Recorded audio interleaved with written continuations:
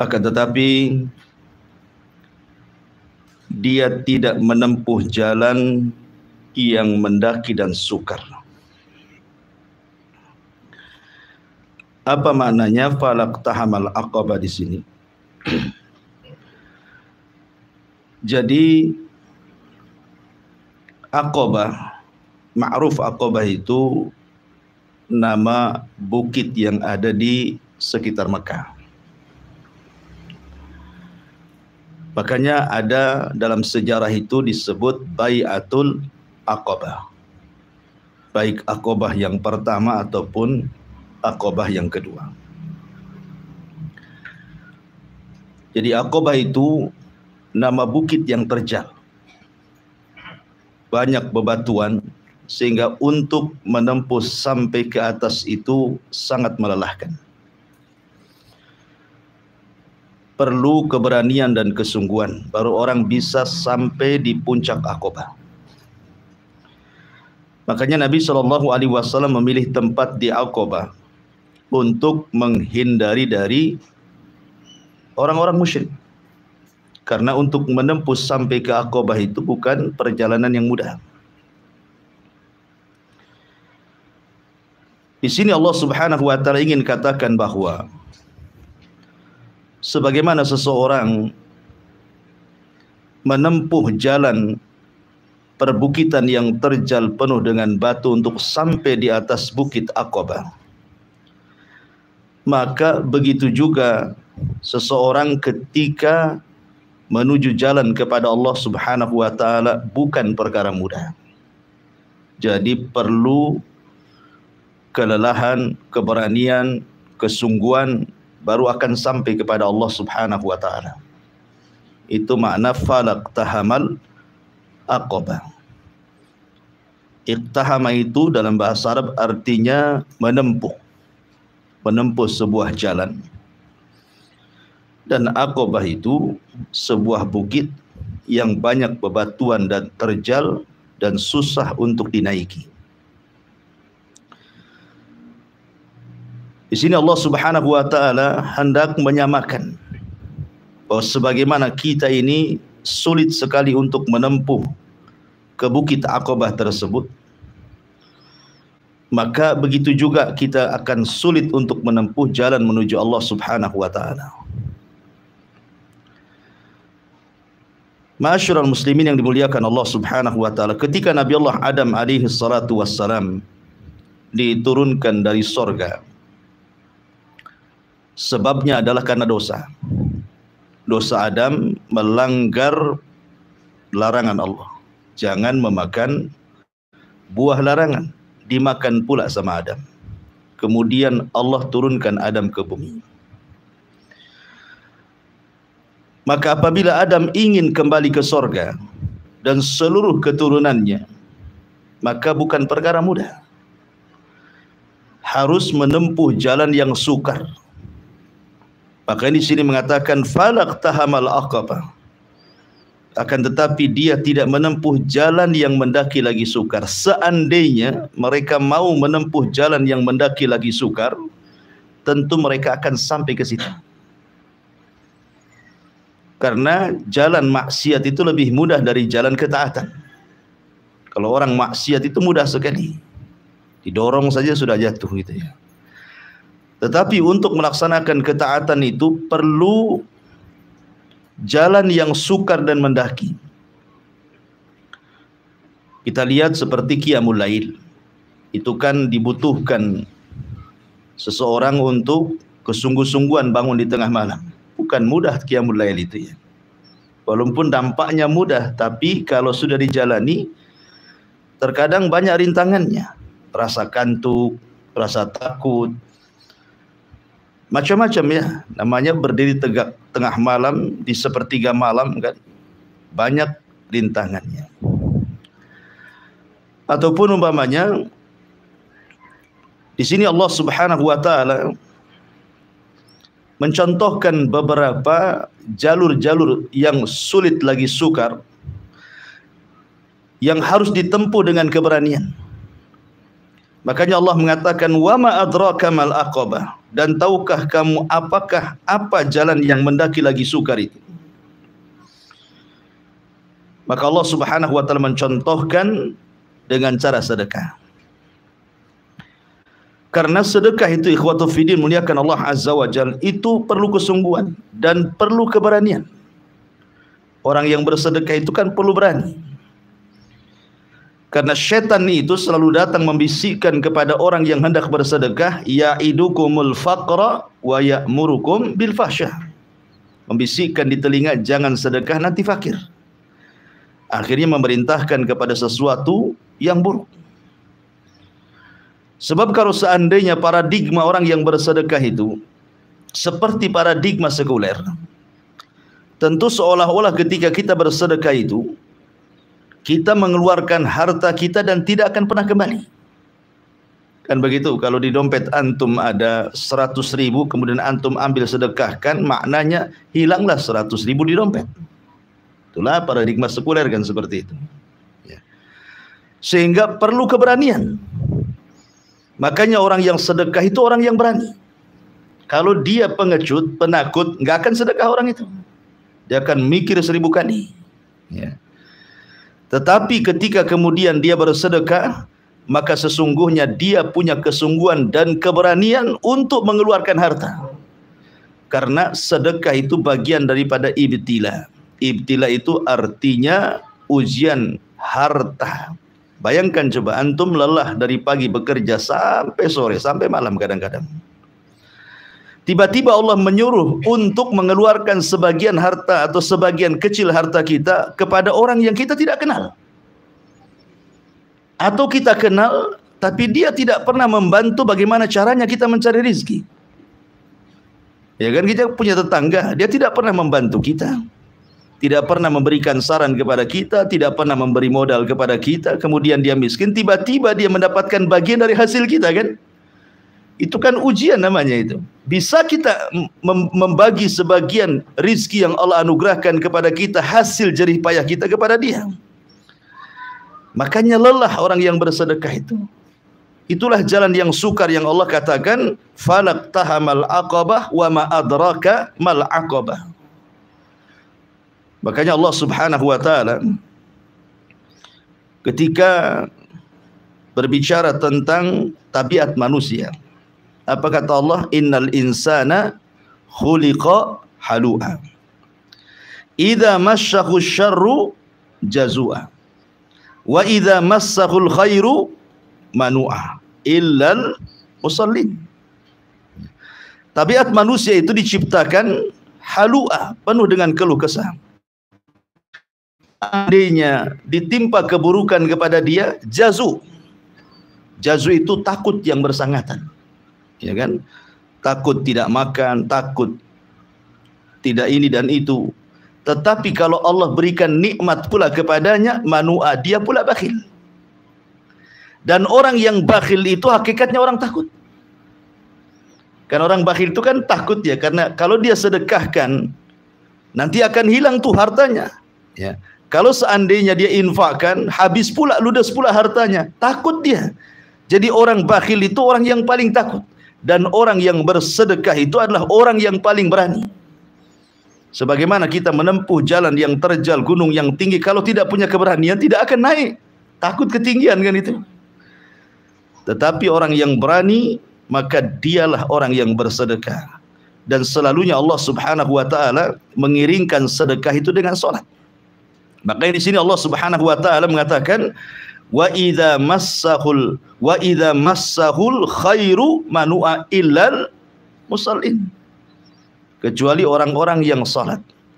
Karena salat dengan sedekah itu adalah sifat para pemberani.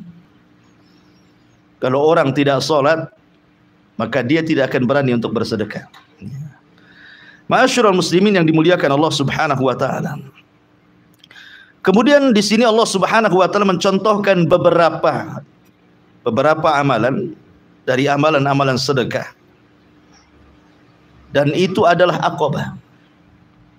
Dan itu adalah bentuk aqabah.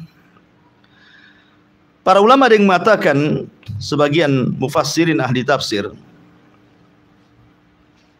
ketika menjelaskan kalimat fakku raqabah. Yang pertama Al-Quran mengatakan fakku raqabah, melepaskan perbudakan. Melepaskan perbudakan.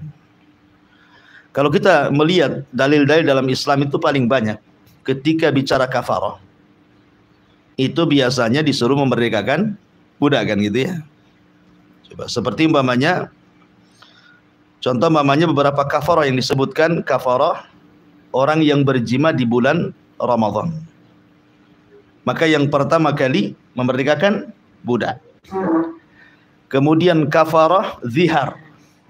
Ya, kafarah zihar itu juga memerdekakan budak, kan gitu ya. Jadi selalu kafarah dalam Islam itu memerdekakan budak. Makanya dahulu para sahabat Nabi SAW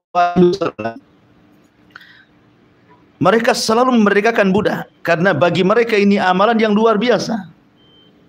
Seperti Abu Bakar Siddiq radhiyallahu an pernah memerdekakan 7 budak yang semuanya diazab oleh orang-orang Quraisy. Abu Bakar itu. Salah satunya Bilal, Rabah gitu, Zunairah, dan yang lainnya. Belum yang lain-lainnya. Bahkan Utsman ibn Affan radhiyallahu an setiap Jumat dia memerdekakan budak sampai akhir hayatnya. Utsman ibn Affan radhiyallahu an. Ma'asyiral muslimin yang dimuliakan Allah Azza wa Jalla, apa makna fakku raqabah di sini? Fakku itu artinya melepas. Raqabah itu artinya raqabah sebelah sini. Ya, melepaskan ikatan di leher, itu disebut fakku raqabah dalam bahasa Arab. Ya. Ada yang mengatakan bahwa di antara fakku raqabah itu adalah melepaskan qisas dan diganti dengan diat. Pamannya nih, ada orang membunuh, kemudian keluarga yang dibunuh sepakat qisas, karena qisas itu kan harus kesepakatan keluarga. Pamannya ada 10 keluarga, 10-10-nya sepakat qisas tadi. Tapi kalau 9 sepakat, 1 tidak sepakat, tidak boleh qisas. Karena qisas itu kesepakatan. Ya, jadi kalau 9 orang dalam keluarga setuju qisas, 1 pula tidak setuju, tidak jadi qisas. Dalam Islam seperti itu. Harus semua sepakat keluarganya qisas. Lah ketika semua sudah sepakat harus kemudian diqisas, kemudian sepakat pula yang 10 sudahlah. Tidak usah diqisas, kasihan. Bayar diat saja. Maka ini disebut fakku raqabah. Ya, ini juga satu penafsiran. Yang kedua, ataupun dia tidak bisa bayar. Ya. Jadi dia tidak bisa bayar, betul-betul dia kemudian dikejar dengan hutangnya. Seperti mamanya orang-orang kaya gitu ya. Tiba-tiba kemudian datang tsunami. Orang kaya itu belum tentu kaya, terkadang mereka banyak hutangnya, kan itu ya. Habis kekayaannya digulung tsunami atau kena gempa. Hutang di mana-mana gitu ya. Kemudian ada orang yang datang hendak membayarkan hutang orang, apalagi besar. Ini bukan perkara mudah, kawan. Ya kan? Jangan lagi hutang besar. Ada tetangga kita punya hutang. Tidak banyak, mungkin 500.000. Kemudian datang ke antum, minta bantuan, pinjam saja 500.000 untuk bayar hutang. Itu mikir sekali lagi. Baru pinjam padahal. Bukan kita kasih, udahlah ambil aja bayar hutang, kan itu ya. Itulah disebut falak tahamal aqabah itu. Itu agak sulit, sukar tuh yang gitu-gitu tuh. Apalagi hutang besar kita bayarkan. Wah, itu fakku raqabah. Ini penafsiran yang kedua. Penafsiran yang ketiga, fakku raqabah ya artinya memerdekakan budak. Dan ingat, dalam Islam dunia perbudakan itu, bukan seperti dunia perbudakan barat. Jibril alaihi salatu wassalam selalu memberikan wasiat kepada Nabi sallallahu alaihi wasallam untuk menjaga budak. Makanya akhir wasiat Nabi sallallahu alaihi wasallam selepas dia mewasiatkan salat, disuruh kita menjaga budak-budak. As-salatu wa ma malakat aimanukum.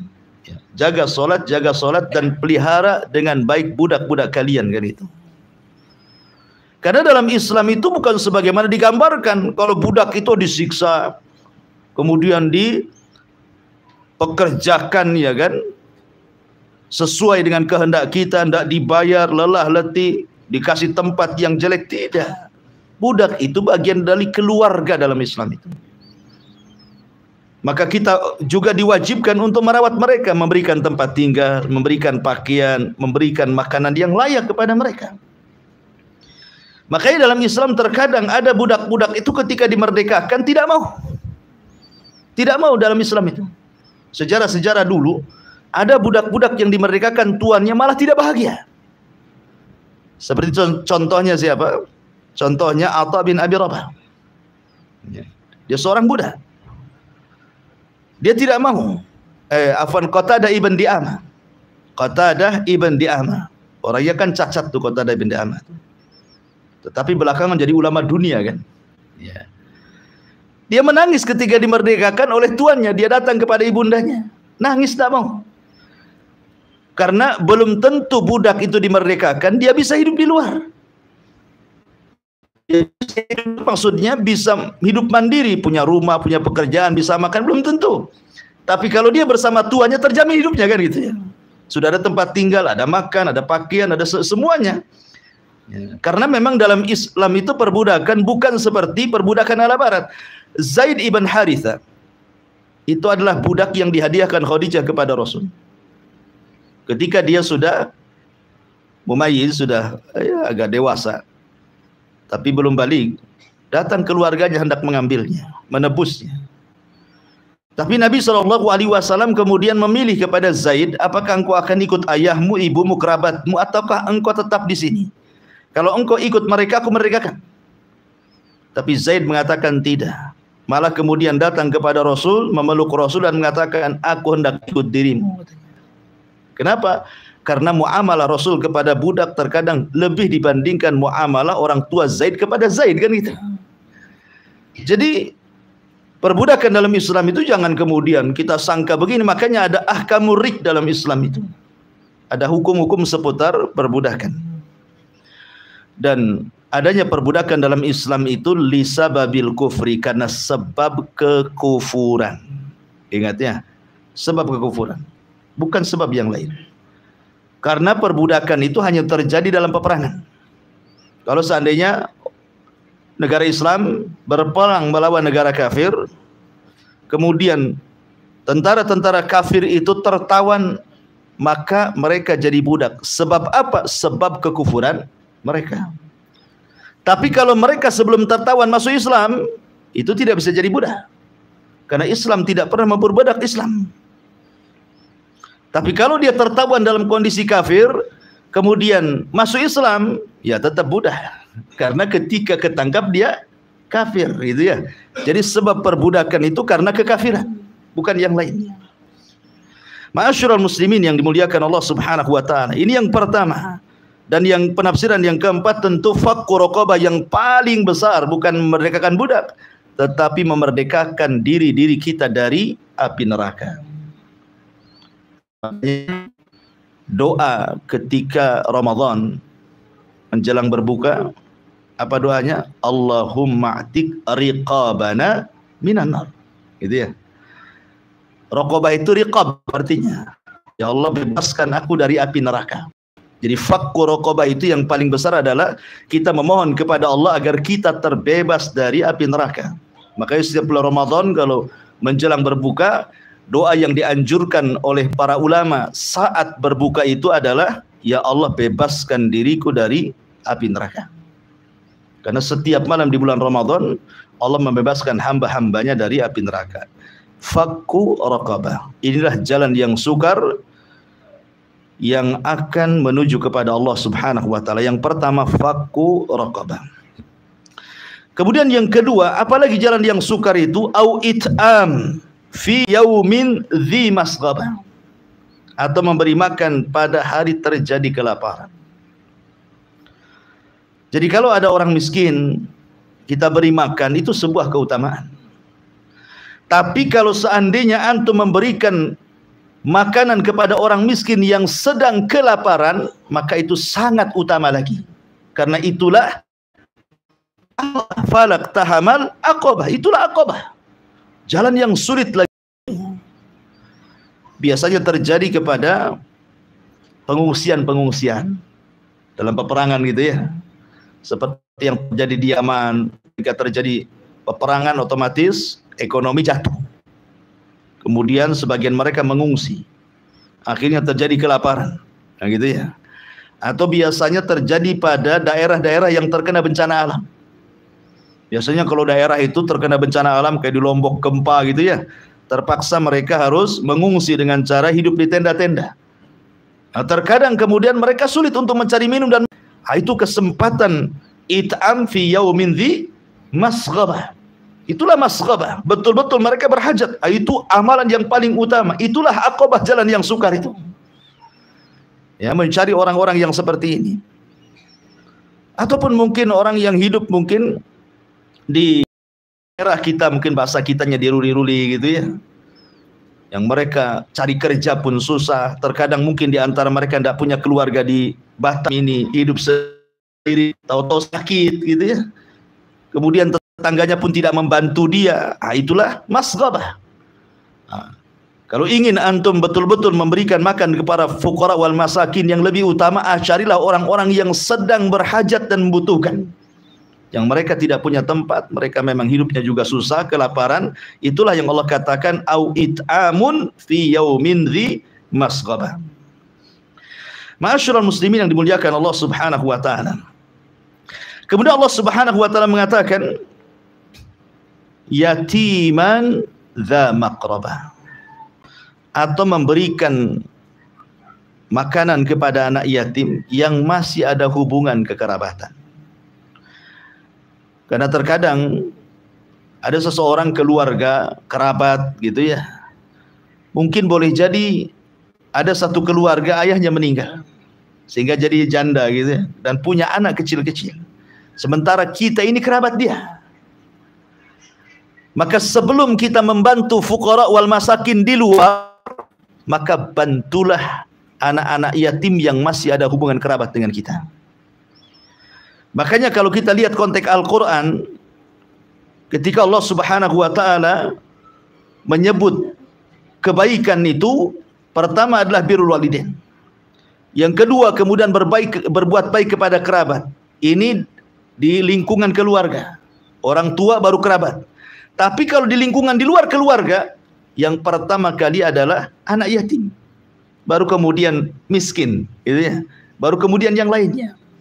Apalagi kalau seandainya yang kita bantu ini bukan hanya sekedar yatim, tapi dia juga kerabat. Jadi dia dua pahala akan didapat. Pertama pahala sedekah, yang kedua pahala silah. Maksudnya silaturahim.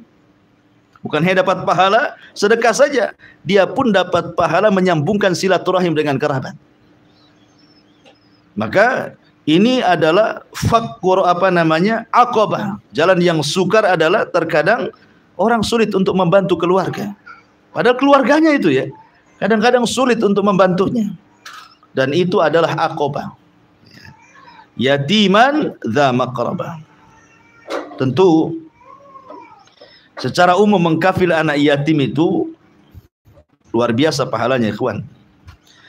Karena ketika Nabi SAW membuka pintu sorga, Rasul itu membuka pintu sorga, karena dia yang pertama kali membuka pintu sorga, Nabi SAW. Jadi ketika pintu sorga itu sudah dibuka, apa yang terjadi? Saya pegang aja lah ya. Jadi nggak bisa bergerak. Jadi ketika Nabi SAW membuka pintu sorga dan pintu sorga sudah terbuka, ketika dia hendak melangkah ke dalam sorga, tiba-tiba ada seorang wanita lari mengejar, seolah-olah ingin mendahului Rasul masuk sorga. Kemudian dicegat oleh Rasul, siapa kamu? Ya. Maka sang ibu, sang wanita ini mengatakan, saya adalah wanita yang banyak mengkafil anak yatim. Bayangkan ya, dia hendak masuk sorga duluan sebelum Nabi. Ketika dicegat di pintu sorga, siapa kamu? Kata wanita ini, saya adalah wanita yang banyak mengkafil anak yatim. Luar biasa ya. Makanya Rasul SAW wajar mengatakan, ana wa kafilul yatim fil jannati kahataini. Kata Rasul, saya dan para pengkafil anak yatim itu seperti ini. Kemudian Rasul mengisyaratkan jari tengah, kemudian jari telunjuk, kemudian dirapatkan seperti ini, kata Rasulullah. Saking dekatnya pengkafil anak yatim dengan Rasul itu di surga. Ya. Ma'asyiral muslimin yang dimuliakan Allah Subhanahu wa taala. Oleh karena itulah maka amal yang luar biasa, bahkan terkadang mengkafil anak yatim itu salah satu penyebab orang mati husnul khatimah. Jadi penyebab orang mati husnul khatimah itu salah satunya adalah kafilul yatim. Makanya sering saya contohkan satu kisah ya. Mungkin sebagian antum pernah dengar tentang kisah seorang dai dari Maroko, dari Maghrib. Ya. Jadi sang dai ini selalu bermimpi, dalam mimpinya dia berjumpa dengan Nabi. Kemudian Nabi SAW mengatakan kepada sang dai ini, berangkatlah kau umrah, temui fulan ibn fulan, ajak dia umrah. Kemudian esok harinya mimpi yang sama, kemudian esok harinya lagi mimpi yang sama. Artinya 3 malam berturut-turut mimpinya sama didatangi Rasul, dan disuruhnya dia umrah ke Mekah, kemudian menjemput orang namanya fulan ibn fulan, ajak dia umrah. Dia orang Mekah. Berangkatlah kemudian orang Maroko ini, seorang dai Maroko ini. Kemudian setelah sampai di Mekah dia pun umrah. Kemudian setelah umrah dia hubungi para duat, kawan-kawan dai yang ada di sekitar haram, mencari orang yang dimaksud dalam mimpinya itu. Ikhwan, mencari orang tanpa alamat itu bukan perkara mudah. Akhirnya kemudian dia coba mencari, mungkin ke kantor Disduk atau apa di zaman kita ya, mencari base datanya, ada nggak orang namanya ini. Qadarullah ketemu. Ya, karena orang Arab itu terkadang nama sama, bapak sama, terkadang kakek tidak sama. Kan mereka kan nasabnya disebut, ya, fulan bin fulan bin fulan bin fulan, kan ketahuan. Ya. Kita enggak. Kadang-kadang kakek kita aja lupa siapa namanya. Siapa tanya kakek? Siapa namanya? Enggak tahu. Karena enggak pernah menghafal kakeknya aja enggak tahu itu. Jadi ketika dicari di base data ketemu, rupanya tidak jauh dari haram. Di sebuah pedesaan ada di situ orangnya. Berangkatlah dia dengan kawan dai-nya menuju tempat tersebut. Ketika disampai bayangan dia, ini mimpi bukan sembarang mimpi, karena Rasul yang berpesan. Sehingga dalam bayangan itu jangan-jangan orang itu seorang ahli ibadah, seorang ulama kah, janggutnya panjang, multazim gitu ya, istiqomah. Itu dalam bayangan dia. Rupanya ketika ketemu orang-orang biasa saja. Bahkan dia mengaku dia orang paling jahat di situ katanya.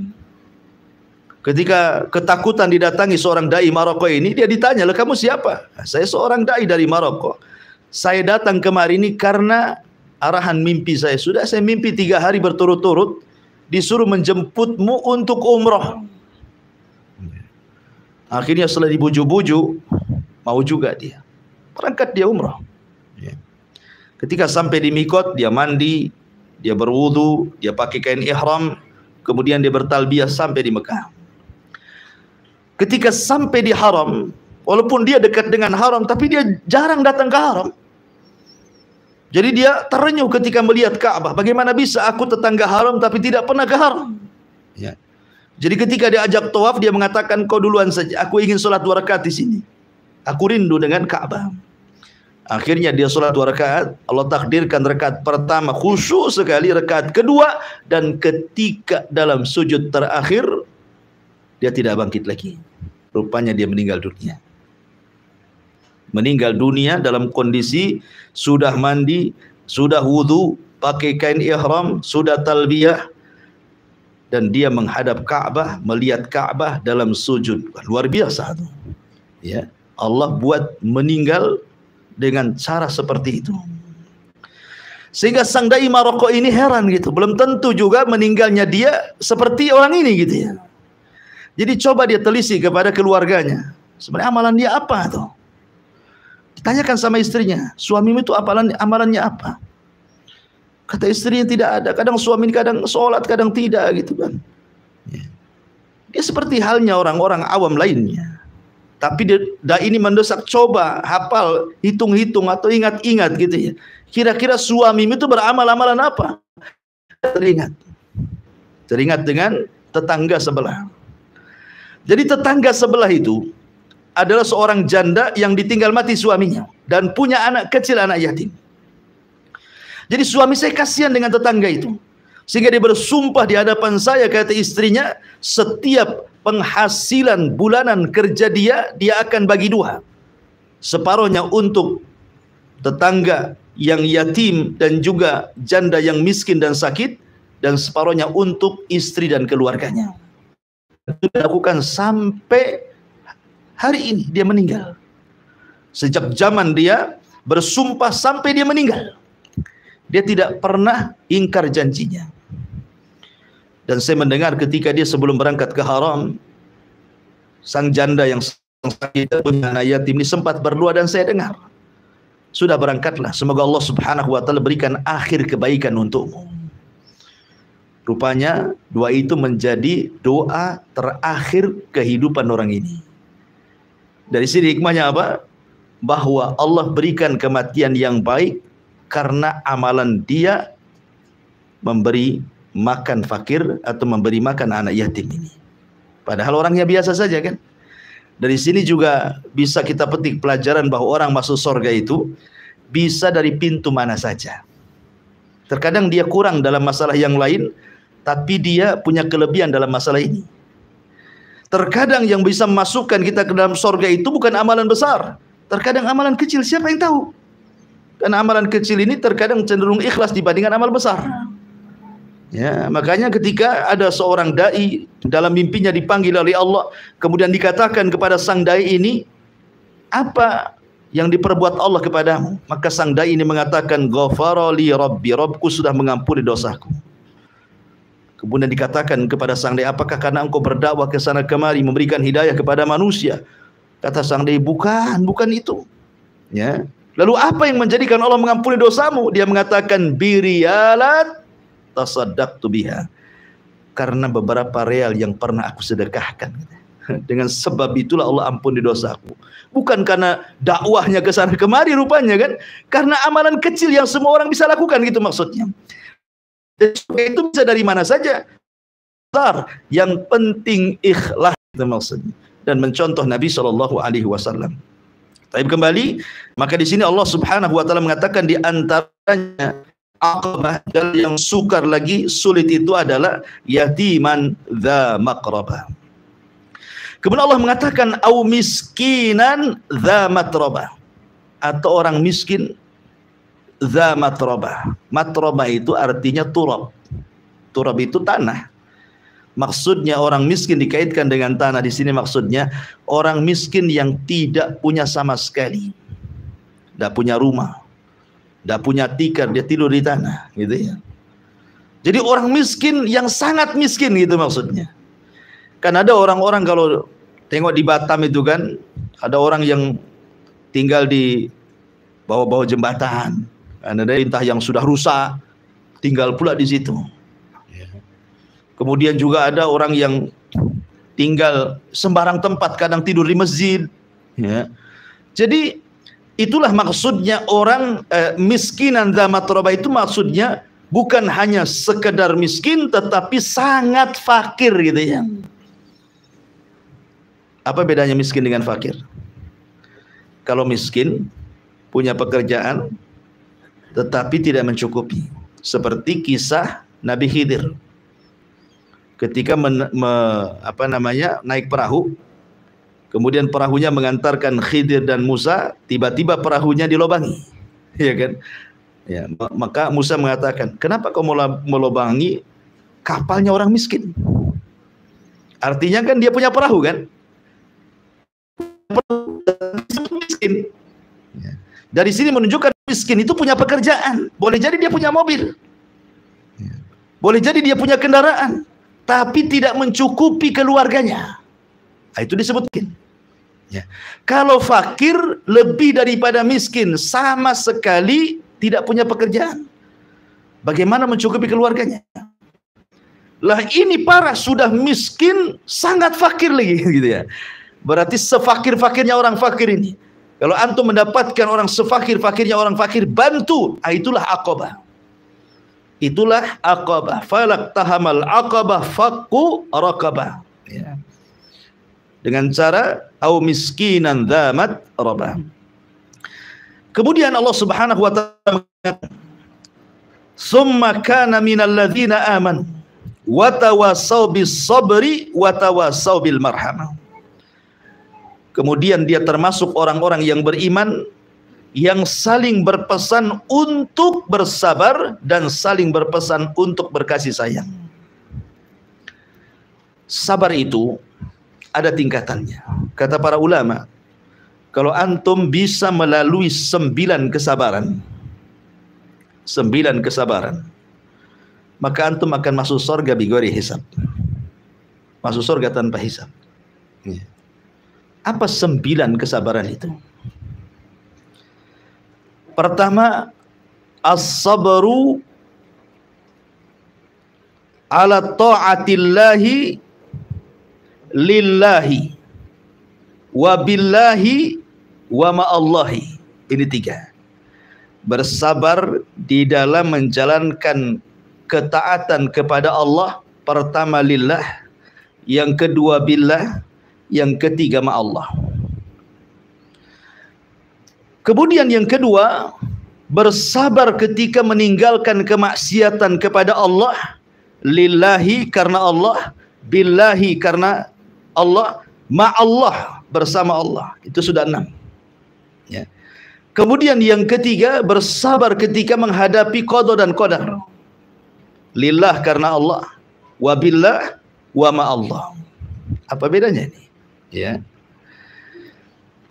Kita akan rinci. Pertama, bersabar kepada Allah untuk menjalankan ketaatan lillah karena Allah. Artinya ketika kita melaksanakan ketaatan, salat, zakat, puasa dan ibadah yang lain itu betul-betul ikhlas karena Allah. Tidak ada unsurnya. Betul-betul sabarnya itu karena ikhlas. Karena ada orang ibadah itu tidak ikhlas, sehingga tidak sabar. Ya. Itu makna lillah. Kemudian yang kedua billah. Maksudnya billah itu bil isti'anati billah. Bersabar dengan cara meminta pertolongan kepada Allah. Sebab kalau bukan karena pertolongan Allah, orang tidak akan sabar. Antum datang ke sini, ngaji ini, kalau bukan karena pertolongan Allah, antum gak akan sabar, gak akan datang antum ke sini. Berarti minta pertolongan untuk sabar dalam melaksanakan ketaatan. Kemudian yang ketiga, ma'allah. Bersama Allah. Yakini bahwa ketika antum melaksanakan ketaatan, Allah bersama antum. Ya. Ketika ada perasaan ketika kita sholat bersama Allah, ketika antum puasa bersama Allah, ketika antum sedekah bersama Allah, tenang hidup kita ini. Ada Allah. Ya, karena ma'iyatullah, kebersamaan Allah dengan hamba itu membawa ketenangan. Karena apabila Allah sudah bersama kita, maka tidak ada yang mampu mencelakakan kita. Maka ini poin yang pertama, 3 poin pertama. Bersabar dalam melaksanakan ketaatan lillah, ikhlas Allah. Yang kedua, billah, meminta pertolongan kepada Allah. Kemudian ma'allah, merasa ada perasaan kita terus bersama Allah Subhanahu wa ta'ala. Kemudian poin yang kedua, ketika kita menjalankan atau meninggalkan maksiat. Maksudnya begini, ketika ada orang berzina, saya tidak akan berzina. Ketika ada orang bermaksiat, saya tidak akan maksiat. Ketika ada orang bergibah, saya berusaha untuk tidak ikut gibah. Itu maksudnya. Kita sabar. Jangan mengikuti orang maksiat. Ya. Dan sabar ketika meninggalkan maksiat juga ada 3. Ada lillahi wa billahi wa ma'allah. Pertama, meninggalkan maksiat lillahi, ikhlas karena Allah. Karena ada orang yang memberikan maksiat bukan karena ikhlas. Mungkin judi, dia tidak judi karena habis duitnya. Kenapa kok tak judi? Habis, dah bangkrut, dah kalah, KO kemarin, gitu kan? Iya kan. Kemudian orang meninggalkan zina, kenapa? Kata dokter tak boleh, nanti kena penyakit AIDS, nggak jadi deh. Jadi meninggalkannya karena saran dokter. Ya. Berarti kan nggak ikhlas kan gitu ya. Nah, kita meninggalkan lillah karena Allah. Memang ini dosa, nggak boleh. Ini yang pertama. Yang kedua, billah, meminta pertolongan kepada Allah. Sebab kalau kita tidak ditolong oleh Allah, tetap saja kita maksiat. Betapa banyak orang-orang yang kemudian mulai lagi dia maksiat. Ya. Yang disebut dengan tomat itu. Habis tobat kumat itu kan ada. Habis tobat kumat dia. Jadi karena tidak ada pertolongan dari Allah kepada dia, sehingga dia memulai lagi kemudian maksiatnya. Kemudian Allah, muraqabah, merasa diawasi Allah. Ya, wah ini Allah bersama kita, malu. Allah ngawasi saya. Ya memang tidak ada orang yang melihat saya maksiat, tapi ada zat yang melihat saya. Allah, kita harus punya perasaan bahwa kita sedang diawasi Allah, sehingga tidak jadi maksiatnya tuh. Ya. Berarti sudah 6 di sini. Kemudian yang terakhir, bersabar ketika menghadapi qada dan qadar. Ini pun sama, lillahi, karena Allah. Jadi kalau seandainya ada musibah yang menimpa kita, kita ikhlas karena Allah. Makanya kita diajarkan ketika mendapatkan musibah, apa kalimatnya? Istirja. Inna lillahi wa inna ilaihi rajiun. Ini apa maknanya? Masa habis ngomong inna lillahi wa inna ilaihi rajiun kemudian dia tiba-tiba kemudian niyaha gitu ya, menolak takdir? Nah, berarti tidak sabar dia. Berarti nggak paham kalimat inna lillahi wa inna ilaihi rajiun itu. Artinya ketika kita mendapatkan musibah, sabar, ikhlas. Semua datang dari Allah kau. Harta hilang, harta ini datang dari Allah. Kalau Allah mengambil silahkan. Kan itu ya. Juga badan kita ini datang dari Allah. Kalau memang Allah kasih penyakit ya silahkan. Mungkin Allah berkehendak hendak mengangkat derajat kita atau menghapus kesalahan kita. Wallahu alam. Ikhlas saja karena Allah. Kemudian yang kedua, billah. Ketika menghadapi musibah, minta pertolongan kepada Allah. Betapa banyak orang yang tidak ditolong Allah saat musibah, akhirnya dia menolak takdir. Menyalahkan Allah, seolah-olah musibah itu sebagai itab lillah. Allah disalahkan. Kenapa asik aku saja yang miskin ya Allah? Kenapa tetangga itu bisnisnya makin naik 3 hari gitu. Kenapa anak saya yang sakit, anak tetangga sehat-sehat gitu. Kemudian Allah, yakin ketika ditimpa musibah, Allah bersama kita. Pasti Allah itu ada tujuan lain. Pamannya antum dipecat dari perusahaan, ya.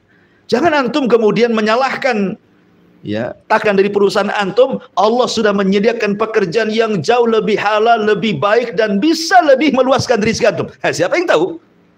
Bukankah Allah yang Rasul mengatakan man taraka lillahi awadallahu khairan minhu. Man taraka lillahi awadallahu khairan minhu. Barang siapa yang meninggalkan sesuatu, man taraka syai'an lillah, barang siapa yang meninggalkan sesuatu karena Allah, maka Allah akan ganti sesuatu itu dengan sesuatu yang jauh lebih baik lagi. Kita tidak tahu. Kata para ulama, antum kalau bisa 9 perkara dalam bab sabar ini, bisa antum laksanakan, yadkhulul jannah bighairi hisab. Antum akan masuk surga tanpa hisab. Kenapa? Karena tidak ada amalan yang lebih besar pahalanya melebihi sabar. Allah mengatakan, innama yuwaffas sabiruna ajrahum bighairi hisab. Kami akan berikan pahala orang yang sabar itu tanpa batas. Ya kan, kalau sholat kan ada batas sekian nominalnya. Ya, kemudian juga haji ada batas sekian nominalnya, dan amalan-amalan yang lainnya. Makanya ketika bicara tentang pahala puasa, kenapa puasa itu tidak ada nominal pahalanya? Dan Allah katakan puasa itu untukku dan aku yang akan membalasnya. Karena inti ibadah puasa itu sabar. Sabar menahan lapar dari pagi sampai malam gitu kan. Ya, sabar mata kita tidak memandang yang haram, telinga kita tidak mendengar yang haram, hati kita tidak terlintas untuk mengerjakan yang haram. Karena inti puasa itu sabar. Ya. Ini yang pertama. Kemudian watawasau bil marhamah, dan berpesan untuk saling kasih sayang. Suatu ketika Nabi SAW sedang berbincang dengan Ummul Mukminin Aisyah radhiyallahu anha. Tiba-tiba datang orang munafik, dari jauh sudah datang orang munafik itu. Rasul mengatakan kepada Aisyah, bi'sa akhul asyirah. Aisyah, kamu ingin tahu siapa orang yang paling buruk? Kata Aisyah, enggak tahu. Itulah orang itu yang mau datang ke sini, kata Nabi. Kata Nabi, ya, itu orang yang mau datang ke sini tuh. Itu orang yang paling buruk itu, katanya. Ya. Kemudian Aisyah radhiyallahu anha, setelah orang itu datang, kemudian menyingkir, tiba-tiba Nabi SAW malah mujamalah, senyum, ya, berkata-kata baik. Karena akhlak Rasul itu baik. Udah tahu dia buruk pun tetap Rasul akhlaknya baik. Nah, salah satu perbincangannya adalah ketika Rasul sedang ngobrol nih sama orang munafik ini, datang cucu Nabi Hasan Husain. Kemudian oleh Rasul ditangkap, habis itu dicium, habis itu dipeluk. Pokoknya Rasul memperlihatkan kasih sayang kepada cucunya. Heranlah si munafik Badui ini dan mengatakan, Rasul, li asyaratu banat. Saya ini punya 10 anak. Saya tidak pernah mencium satu pun di antara mereka, katanya. Apakah kamu mencium anak-anakmu? Kata Rasul, ya, aku mencium anak-anakku. Kenapa kau tidak cium anak-anakmu? Kemudian Rasul mengatakan, aku takut Allah Subhanahu wa taala mencabut rahmat di hatimu, katanya. Irhamu man fil ardi sayarhamukum man fis sama. Sayangi orang yang di bumi, nanti yang di langit sayang sama kamu, gitu ya. Dan tentu pertama kali kasih sayang kita berikan kepada orang tua. Makanya sering kita berdoa apa? Dalam doa ke orang tua kita,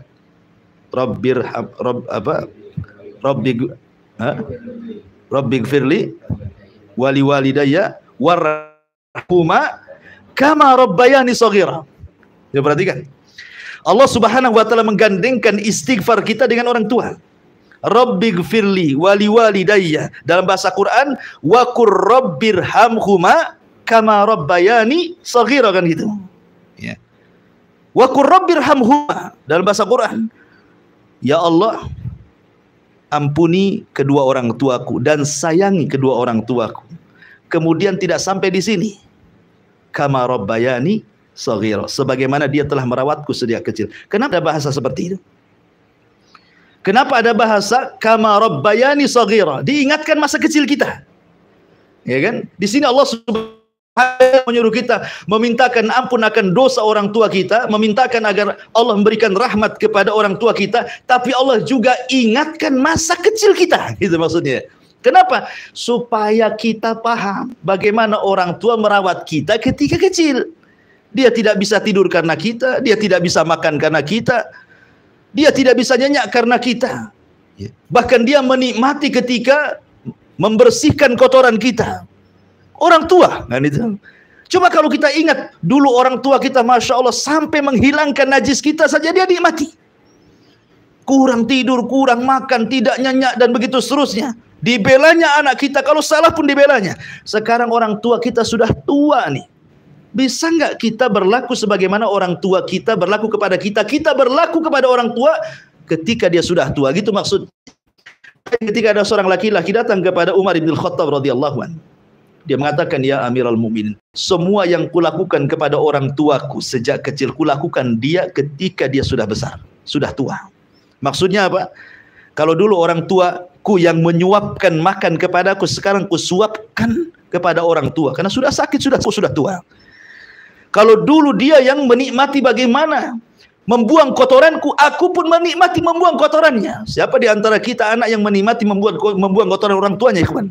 Ini bercerita ini, pokoknya apa yang dilakukan orang tuanya di masa kecil, dia lakukan kepada orang tuanya di masa ketika orang tuanya sudah besar, sudah tua, sudah renta.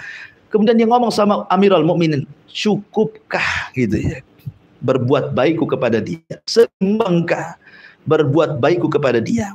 Maka Umar mengatakan, tidak.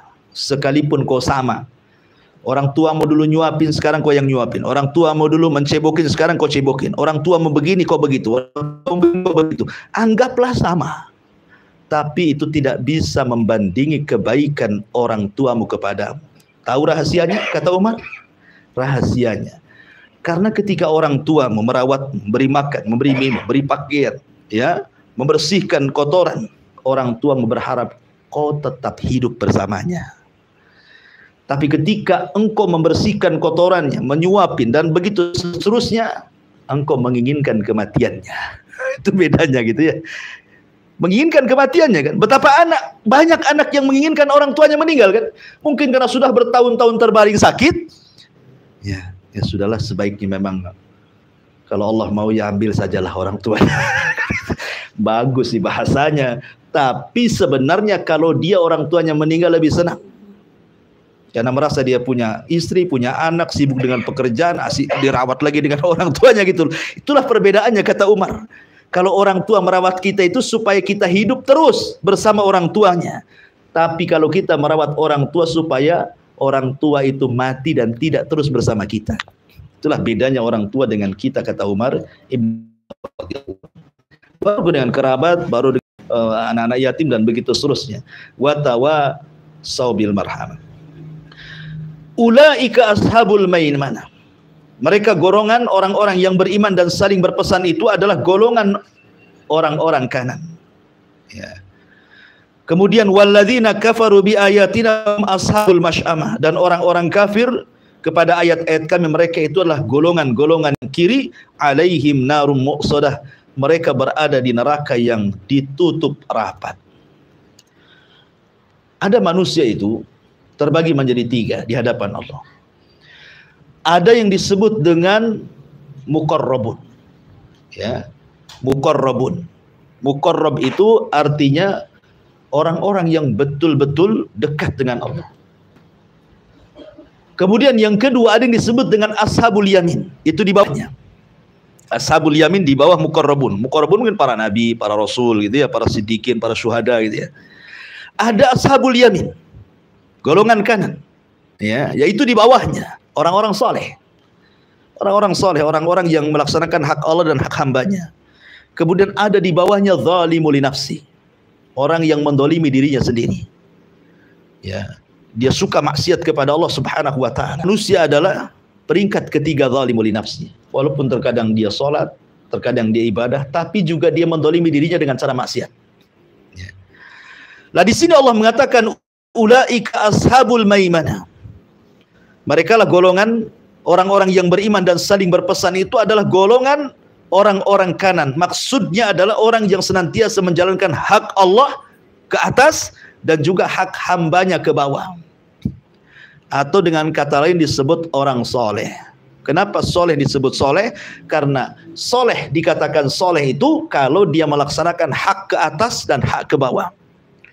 Dengan kata lain, seseorang menggabungkan agama dan akhlak. Ya, kalau agama itu maksudnya ke atas, kalau akhlak itu maksudnya ke bawah, ya kan? Itulah disebut ashabul maimanah. Dan orang-orang yang kafir dengan ayat-ayat kami, mereka adalah golongan kiri dan mereka akan masuk ke dalam neraka yang ditutup rapat dan tidak bisa keluar. Artinya kekal di dalamnya orang-orang kafir yang masuk ke dalam neraka. Wallahu alam. Maka sampai di sini berakhirlah tafsir daripada surah Al-Balad. Tapi sebelum saya tutup, mungkin di antara antum ada yang mau bertanya, tafadhal.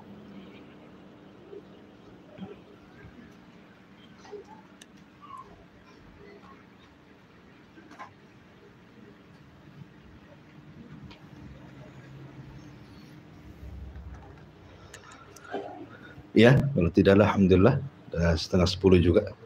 Subhanakallah bihamdika, asyhadu an la ilaha illa anta astaghfiruka wa atubu ilaik. Wallahu ta'ala. Assalamualaikum warahmatullahi wabarakatuh.